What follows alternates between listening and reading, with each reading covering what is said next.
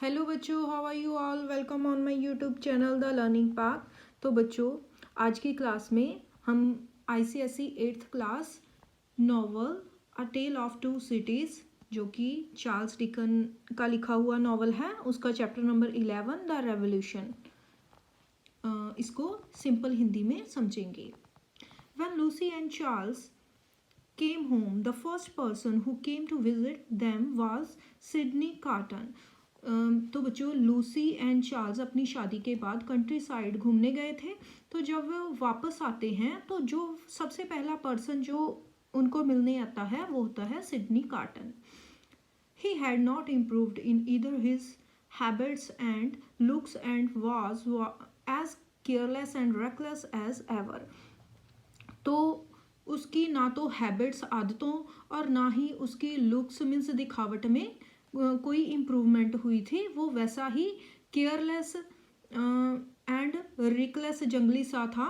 He took Darnay aside and spoke to him alone. तो वो डार्ने को एक साइड पर ले गया और बात करने लगा। Mister Darnay, he said, I wish we might be friends.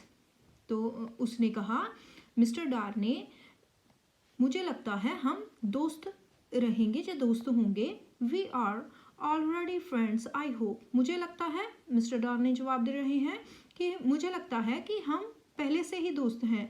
You remember once when I was more drunk than usual. You remember once, तुम्हें याद है कि एक बार जब मैंने अक्सर से बहुत ज़्यादा, नॉर्मल से बहुत ज़्यादा पी रखी थी। I remember you force me to say you had been drinking. तो मुझे याद है कि मैंने आपको ये कहने पर मजबूर कर दिया था कि मैंने बहुत पी रखी है। One that day I was talking foolishly. तो उस दिन मैं बहुत ही बेवकूफ़ी भरी बातें कर रहा था। I kept saying that I didn't like you. मैं यही कहता जा रहा था कि मैं आपको पसंद नहीं करता। I wish you would forget it. मैं विश करता हूँ कि आप इसे भूल जाएं। I forget it long ago. मैं इसको कब का भूल चुका हूँ।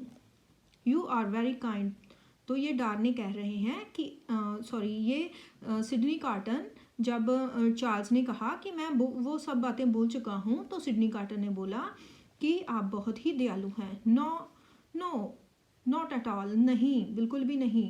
रिप्लाई डार्ने ने कहा, नहीं, बिल्कुल भी नहीं। I can't forget how you helped me अ लॉट दैट डे। मैं ये नहीं बोला हूँ कि आपने उस दिन मेरी कितनी मदद की। You pointed out how much alike we look. तो आपने ये बात पॉइंटेड आउट की, ये बात बताई कि हम कैसे एक दूसरे जैसे ही दिखते हैं।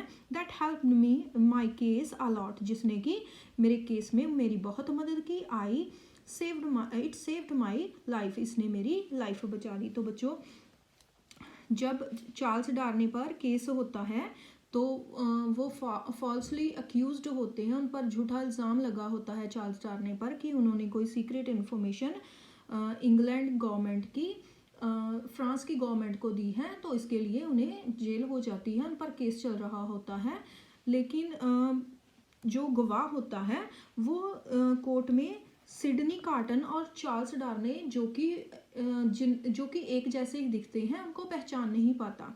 तो ये वही बात कर रहे हैं। जब केस चल रहा था तो सिडनी कार्टन ने चार्ल्स डार्ने की मदद की थी। तो वही बात चल रही है। As to that I don't know, I didn't care what became of you. तो तब की बात करो तो मैं नहीं जानता था। मुझे ये इस बात की केयर भी नहीं थी, परवाह भी नहीं थी कि तुम्हारा क्या होगा। Then mind, I remember I am speaking of the past. तो याद रखना, मैं पास्ट की बात कर रहा हूँ, बीते समय की बात कर रहा हूँ। Now you know me as a man who has never done any good and never will. तो अब तुम मुझे इस तरह जानते हो कि मैं वो आदमी हूँ जिसने कभी कुछ अच्छा नहीं किया और ना ही करेगा। But if you would not mind, लेकिन अगर तुम माइंड ना करो, this worthless fellow visiting you some 4 or 5 times in a year it would satisfy me अ लॉट। तो अगर तुम माइंड ना करो, ये सिडनी कार्टन चार्ल्स डार्ने को कह रहा है कि अगर तुम माइंड ना करो तो जो बेकार सा ये आदमी है, अगर तुम्हारे घर साल में 4-5 बार आ जाए तो इस बात से मुझे बहुत सेटिस्फेक्शन मिलेगी, मुझे बहुत खुशी होगी। Lucy and I will always be happy to see you. Lucy और मैं तुम्हें हमेशा देखकर खुश होंगे। ये डार्ने रिप्लाई कर रहा है कि अगर तुम आओगे तो हमें बहुत खुशी होगी। दे शुक हैंड्स एंड सिडनी लेफ्ट। वो हाथ मिलाते हैं और सिडनी चला जाता है। That evening Lucy told Charles I feel very sorry for mister carton. तो उसी शाम लूसी चार्ल्स से कहती है कि मैं मिस्टर कार्टन के लिए बहुत दुखी हूँ।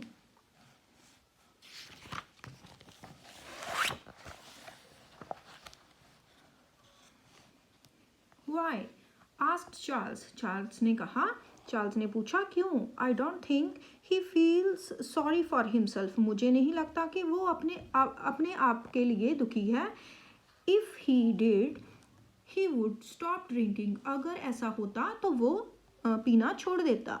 He has a good heart, said Lucy. Lucy ने कहा, उसका दिल बहुत ही अच्छा है। I can't tell you how I know. मैं नहीं तुम्हें बता नहीं सकती कि मैं कैसे जानती हूँ। He would do any thing for a friend. वो अपने दोस्त के लिए कुछ भी कर सकता है। Let us be kind towards him. चलो उसके प्रति दयालु बनते हैं। And remember how strong we are in our happiness. और इस बात को याद रखेंगे कि हम अपने खुशियों में कितने अच्छे हैं, स्ट्रॉन्ग हैं। And how weak he is in his misery. और वो अपने दुख के कारण कितना वीक हो गया है। आई will always remember it, said Charles. Charles ने कहा, मैं हमेशा याद रखूँगा। The years past quietly in doctors house. तो सालों बीत जाते हैं शांति से डॉक्टर के घर में। 7 years हैड पास्ट। तो 7 साल बीत चुके हैं। The doctor was well and strong now. तो अब डॉक्टर तंदुरुस्त है और स्ट्रॉन्ग है। डार्ने वॉज प्रॉस्पेरस एंड चीयरफुल। तो डार्ने रिच बन चुका है, रिच है और चीयरफुल है, खुश है। And Lucy was very happy. Lucy भी बहुत खुश है। Doctor MANET spent much of his time with little Lucy his grand daughter. तो डॉक्टर मैनेट जो है अपना ज़्यादातर टाइम अपनी ग्रैंड डॉटर लूसी के साथ बिताते हैं। Little Lucy looked like her mother. Little Lucy अपनी मदर की जैसी ही है, with golden hair and blue eyes. उसके सुनहरे बाल हैं, नीली आंखें हैं। Carton would visit them some 6 times a year। तो कार्टन उनसे मिलने साल में कुछ 6 बार आते हैं। He would come and sit with them in the evening as he used to do. तो वो आते हैं, शाम को आते हैं, उनके साथ बैठते हैं जैसे कि वो अक्सर ही किया करते हैं। Carton was the first stranger to whom little Lucy held out her hands. तो कार्टन वह पहले अजनबी थे जिनका कि लिटिल लूसी ने अपने हैंड जिनको कि पकड़ाए थे, मीन्स जिसके साथ दोस्ती की थी, वो फर्स्ट स्ट्रेंजर थे सिडनी कार्टन जिनके साथ लिटिल लूसी ने दोस्ती की थी। It was as if she had a certain sympathy with the man who had loved but lost her mother। तो ये कुछ ऐसा था कि लिटिल लूसी को उसके साथ कुछ सिंपथी थी कि वो उसकी माँ को प्यार करते थे, लेकिन उन्होंने उसको खो दिया था, इसलिए लिटिल लूसी को कुछ सिंपथी थी उसके साथ। It was little Lucy's 6th birthday in July 1789 that Mr. Lorry came to see Dr. Manette। तो लिटिल लूसी का 6 बर्थडे था 17 जुलाई के 1789 को, और मिस्टर लॉरी जो है डॉक्टर मैनेट को देखने आते हैं। Though England was having peaceful day. हालांकि इंग्लैंड में शांतिपूर्ण डेज चल रहे थे। There was a great trouble in France. पर फ्रांस में बहुत ही अशांति थी, मुश्किल टाइम चल रहा था। I thought I would have to stay at Tellson's all night as all our customers in France are sending their money over here, said mister Lorry. Mister Lorry ने कहा, मुझे लगता है कि मुझे सारी रात टेल्सन्स में ही रुकना पड़ेगा क्योंकि हमारे फ्रांस के कस्टमर्स अपना पैसा हमें भेज रहे हैं, इधर भेज रहे हैं, मीन्स इंग्लैंड में भेज रहे हैं, क्योंकि बच्चों फ्रांस में रेवोल्यूशन पीरियड चल रहा है। वो वहाँ के पुअर पीपल ने विद्रोह कर दिया है वहाँ की गवर्नमेंट के खिलाफ, तो वहाँ मुश्किल दौर में जो भी अमीर लोग हैं वो अपना पैसा इंग्लैंड में भेज रहे हैं, वो बात चल रही है। That looks bad, said Charles. ये तो बहुत बुरा दिखाई दे रहा है, चार्ल्स ने कहा। It looks like real trouble over there, ऐसा लगता है कि वहाँ सच में बहुत मुसीबत हो रखी है। A revolution, said mister Lorry. Mister Lorry ने कहा, यह एक क्रांति है, कि यहाँ वहाँ फ्रांस में एक क्रांति चल रही है। I think so, replied Charles, the poor people will rise up. तो चार्ल्स ने कहा, मुझे भी ऐसा ही लगता है, गरीब लोग खड़े हो जाएंगे। रोज अप मीन्स अमीर लोगों के खिलाफ खड़े हो जाएंगे। Okay, then Charles was right, Charles बिल्कुल सही था। डिफार्ज, तो बच्चों यहाँ तक जो थी चार्ल्स और मिस्टर लॉरी बात कर रहे थे, ये इंग्लैंड की बात है। अब जो हम नेक्स्ट पढ़ेंगे वो फ्रांस में जो अपराइजिंग चल रहा है, लोगों ने विद्रोह कर दिया है, तो अब यहाँ से हम फ्रांस के बारे में पढ़ेंगे कि फ्रांस में क्या चल रहा है। डिफार्ज शॉप, तो एक मिस्टर डिफार्ज हैं जो कि अपराइजिंग पीपल को, जो पुअर पीपल हैं उन्हें लीड करते हैं, तो इनकी एक वाइन शॉप है, वहाँ की बात की जा रही है। Defarge shop was full of wild looking people who had guns, iron bars, axes and knives in their hands।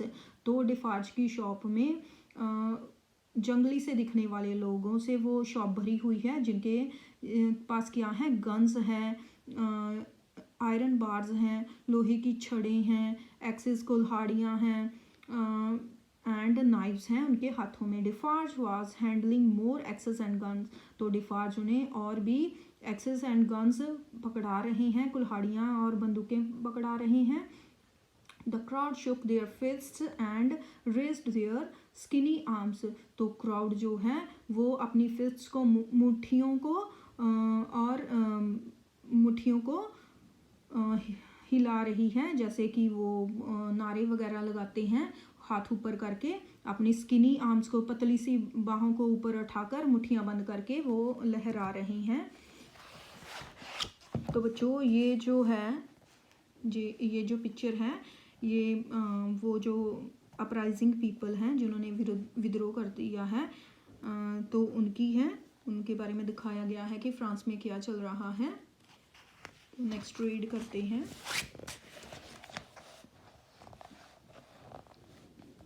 Where is my wife? asked Defarge. Defarge ने पूछा, मेरी वाइफ कहाँ है? I am here, answered Madame Defarge, holding an axe in her hand. अपने hand में एक कुल्हाड़ी पकड़ते हुए मैडम डिफार्ज ने आंसर किया, मैं यहाँ हूँ। There was a gun and knife in her belt. उसकी बेल्ट में एक गन और नाइफ भी था। I will lead the woman, she cried. वो चिल्लाई कि मैं औरतों को लीड करूँगी।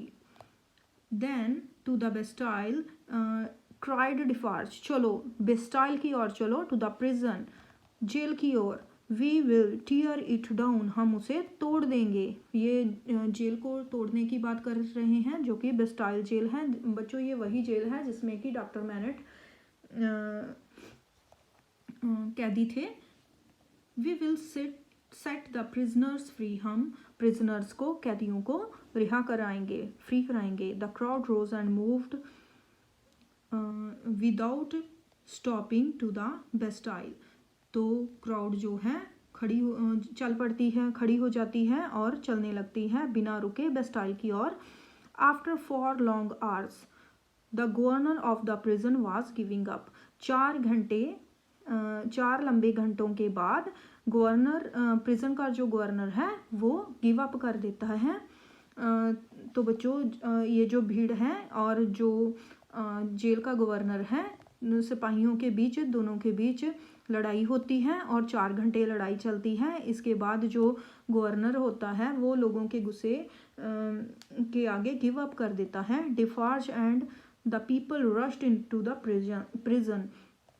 तो डिफार्ज और वो जो वाइट से दिखने वाले लोग हैं वो प्रिजन के अंदर भाग जाते हैं। तो वो जो देख रहे हैं वहाँ पर वो बोलते हैं, वो क्या बोलते हैं, प्रिजनर्स देखो, कैदी, द सीक्रेट सेल्स देखो ये सीक्रेट सेल हैं, द टॉर्चर रूम देखो इधर टॉर्चर रूम है, द प्रिजनर्स वहाँ भी कैदी हैं। ऐसे वो बोलते जा रहे हैं जब वो जेल में एंटर कर रहे हैं।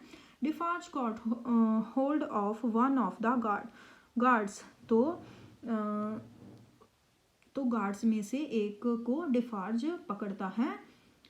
Take me to 105 north tower he cried. वो चिल्लाता है कि मुझे 105 नॉर्थ टावर पर ले चलो। I will said the man. मैंने कहा, आदमी ने कहा, उस गार्ड ने कहा ठीक है मैं ले चलता हूँ, but there is no one there. लेकिन वहाँ कोई भी नहीं है। They passed through the. अब वह गार्ड जो है डिफार्ज को 105 नॉर्थ टावर पर लेकर जा रहा है। तो बच्चों ये 105 नॉर्थ टावर क्या है, ये सेल है एक जहाँ की डॉक्टर मैनेट को कैदी रखा गया था। तो ये सेल का ही नाम है। तो बच्चों सेल किसे कहते हैं, जेल के एक रूम को सेल कहते हैं। दे पास्ड थ्रू डार्क सेल। तो वो कहाँ से गुजरते जा रहे हैं, वो अंधेरे से कमरों से, जेल के कमरों से, अगली iron doors,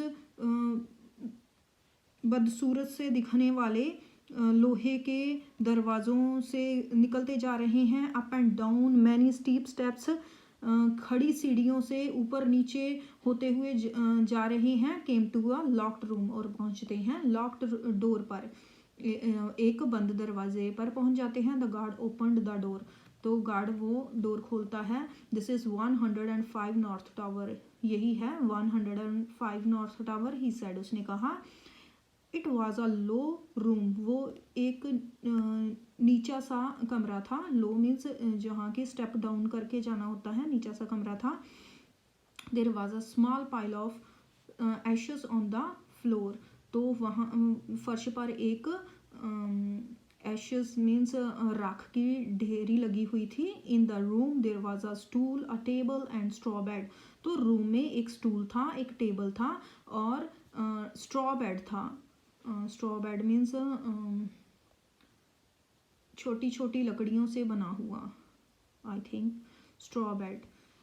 turn your light upon the walls, said Defarge ने कहा गार्ड से कि अपनी लाइट को वॉल्स पर डालो। As the guard moved his light along the walls. जैसे ही गार्ड ने अपनी लाइट वॉल्स की तरफ की, डिफार्ज रीड AM। तो डिफार्ज ने वहाँ दीवार पर AM रीड किया, जिसका मीनिंग था अलेक्जेंडर मैनेट। ये डॉक्टर मैनेट का सेल था। This was his cell. यही उसका कमरा है। Defarge soon broke the table and stool to pieces with his iron bar. तो अपनी लोहे की छड़ से उसने जल्दी ही उस टेबल को, स्टूल को टुकड़ों में तोड़ दिया। And straw bed was ripped open. तो स्ट्रॉ बेड को भी उसने चीर फाड़ कर दिया, तोड़ दिया। But nothing was found. पर उसे कुछ नहीं मिला। डिफार्ज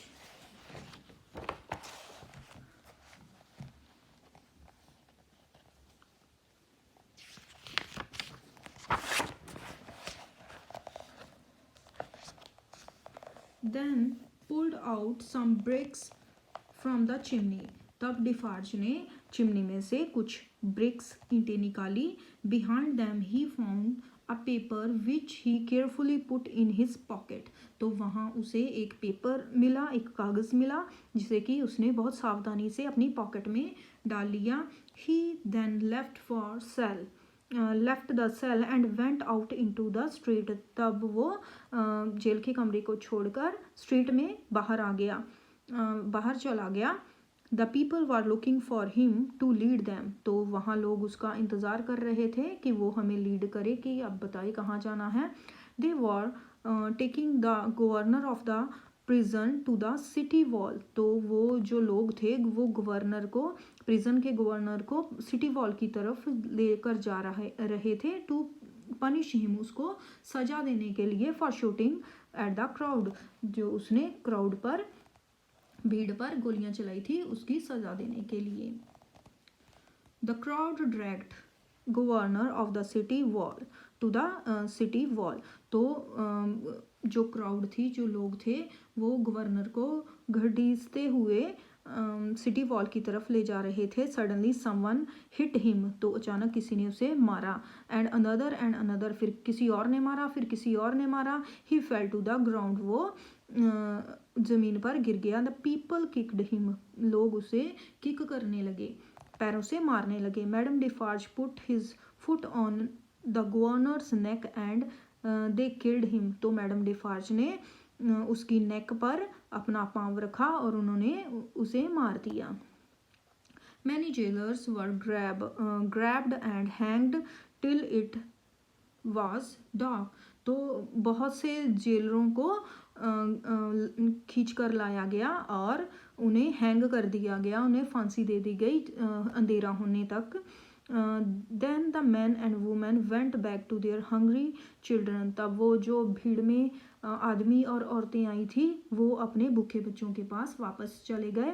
जब रात पड़ गई तो वो वापस चले गए। कुक्ड सपर, उन्होंने जाकर रात का खाना बनाया। And played gently with their children, तो बच्चों यहाँ बताया गया है कि वो जो नॉर्मल पीपल आए थे, उन्होंने सारा दिन बहुत से जेलर्स को मारा, गवर्नर ऑफ द प्रिजन को भी मारा, और तब वह शांति से अपने घर गए और शांति से बहुत जेंटली अपने बच्चों के साथ खेलने लगे, सपर बनाया। तो वो ये मेंटालिटी को, पीपल की मेंटालिटी को शो करता है।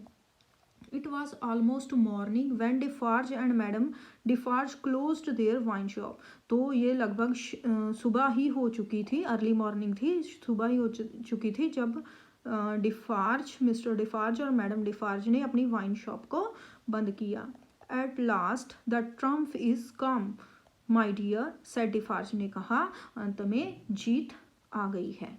तो बच्चों ये था chapter 11 the revolution. I hope आपको पूरा चैप्टर समझ आ गया होगा। तो बच्चों अगर आपको कोई चीज़ समझ नहीं आई है तो आप मुझे कमेंट सेक्शन में लिख सकते हैं। तो बच्चों अगर आपको मेरा कंटेंट अच्छा लग रहा है तो प्लीज़ चैनल को सब्सक्राइब करें, वीडियोस को लाइक करें और अपने फ्रेंड्स के साथ शेयर करें। Thanks for watching.